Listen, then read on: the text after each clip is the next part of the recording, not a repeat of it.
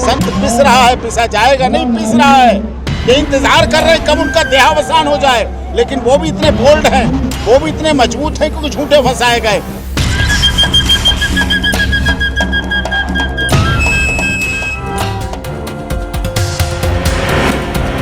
Sir, बहुत बड़ा मुद्दा है पॉस्को एक्ट के विषय में। आप हमेशा संत आसाराम जी बापू के विषय में जो आपने बहुत नीति स्पष्टीकरण किया है, मैं आज जानना चाहता हूँ, पिछले 9 साल से वो अंदर है, आज हार्ट के पेशेंट हैं, इस देश में मानवाधिकार है और कई वकील हैं, कई कहलाने वाले बुद्धिजीवी भी हैं, आप एक हैं, जिस तरीके से आप आवाज़ उठाते हैं, लोग बोलते हैं कि लगता है इनको भी कुछ दे दिया गया।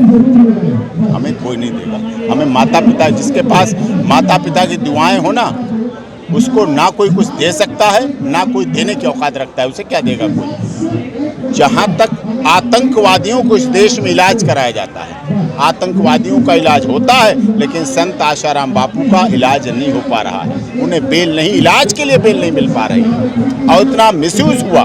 झूठा केस, कोई एविडेंस नहीं, 10 साल पुराने। कहीं तो 10 साल पुराने को मीटू में लेके बेल दे देते हो, और कहाँ 10 साल पुराने मीटू के केस में आप उन्हें इतने साल से सड़ा रहे हो। इसी मीडिया के सामने हम बात उठाते हैं तो बोलते हैं सुब्रमण्यम स्वामी उन्हीं के लोग हैं, जेठमलानी जी उन्हीं के हो गए, ये जो बोल रहे हैं लगता है ये भी उन्हीं के हो गए। ये क्या ये बुद्धिजीवियों की कहानी है? जेठमलानी जी सत्य के साथ थे, सत्य के साथ है। सुब्रमण्यम स्वामी सत्यता के साथ हैं, और जो लोग नहीं बोल पा रहे हैं उनके मुंह पे फेविकोल लग गया है। ये हैं वही लोग जो नहीं बोल पा रहे हैं, जो संत आशाराम बापू जी के कथा में, प्रवचन में, सत्संग में पहुँचे हैं, वोट बैंक साधने के लिए पहुंचे हैं, वहां मत्था टेका है, हाथ जोड़े हैं, माइक से बोला है बापूजी के बारे में, लेकिन आज उनके मुंह सिल गए हैं। आज उनके मुंह पे फेविकोल से भी मजबूत कोई चीज लग गई है, जिसलिए वो नहीं बोला। संत आशाराम बापू ने ईसाई मिशनरीज के खिलाफ जो लड़ाई लड़ी, जो गरीब हिंदुओं को ईसाई बनाया जा रहा था, उनके खिलाफ जो उन्होंने लड़ाई लड़ी, उसकी उनका भुगतान वो भुगत रहे हैं। सर, आपके यहाँ दर्द है तो और लोगों को क्यों नहीं दिखता? दूसरा, क्या इसी प्रक्रिया में एक संत पिसा जाएगा? संत पिस रहा है, पिसा जाएगा नहीं, पिस रहा है। ये इंतजार कर रहे हैं कब उनका देहावसान हो जाए, लेकिन वो भी इतने बोल्ड हैं, वो भी इतने मजबूत हैं क्योंकि झूठे फंसाए गए। वो चाहते हैं निकले और बाहर सत्यता का परिचय दें, और वो देंगे परिचय सत्यता का। निश्चित यहाँ बातें उठ रही है कि एक पुरुष आयोग के लिए जो मांग हो रही है, एक नाबालिग का हथियार बनाकर उनको अंदर पेड़ दिया गया 9 साल से।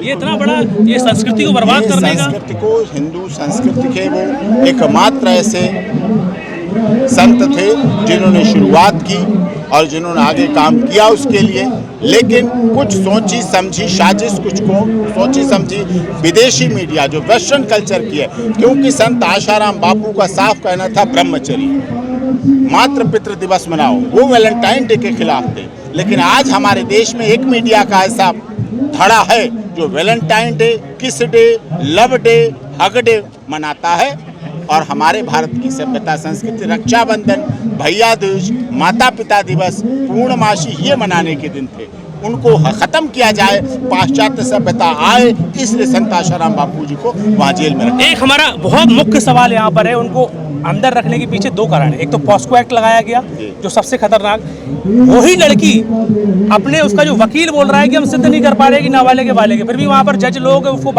नाबालिग घूम के 9 साल से घुमा रहे हैं। आसाराम जी बाबू को तमाम दस्तावेज है, बोल रहे हैं कि लड़की बालिग है, उसकी दस्तावेज भी अवेलेबल है। यहाँ पर जो नाबालिग को हथियार बनाया जा रहा है जिस तरीके से, क्या पॉस्को एक्ट इसी के लिए बनाया गया था?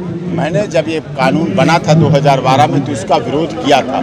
आप देखेंगे डिबेट पे, नेशनल मीडिया पे विरोध किया था, लेकिन उस समय सब लोग जागरूक नहीं थे। आज जागरूक हो रहे हैं। इसका पूरी तरह से पॉक्सो एक्ट का दुरुपयोग किया जा रहा है। संत आशाराम बापू जी पूर्ण रूप से संत के रूप में उन्होंने देश को दिशा देने का काम किया, बदलाव करने का काम किया, हिंदू संस्कृति को जिंदा रखने का काम किया।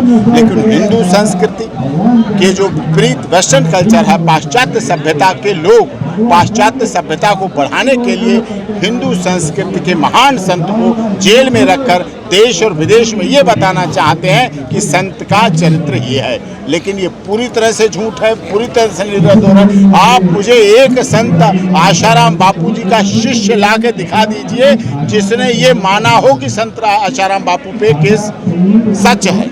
सब कहते हैं झूठा, पूरा देश कहता है, हर राजनेता कहता है, लेकिन कुछ तथाकथित न्यूज चैनल हैं जो मीडिया ट्रायल करके ऐसे संत को फंसाए हुए हैं। उनकी एफआईआर में तो रेप नाम का वर्ड नहीं है, जबकि पूरा पूरा प्रोपेगेंडा बचा के पूरा मीडिया ट्रायल फेल कर केस, दिया गया। मीडिया ट्रायल केस में फैसला तो होता है, जैसे इसमें फैसला हो गया, लेकिन न्याय नहीं हुआ है, न्याय नहीं मिला है, न्याय बिल्कुल नहीं मिल पाता। सर, हम ये पॉस्को एक्ट की थोड़ा परिभाषा समझना चाहते हैं। लोग वो सोचते हैं बड़ा बवाल है, हम आप वकील हैं तो थोड़ा परिभाषा समझा दीजिए कि क्या है इस ये केस का। बना ही एक तरह से मिसयूज, ये ऐसा समंदर है, पॉक्सो का ऐसा समंदर है जिसको जिस तरह से चाहे मोड़ लो।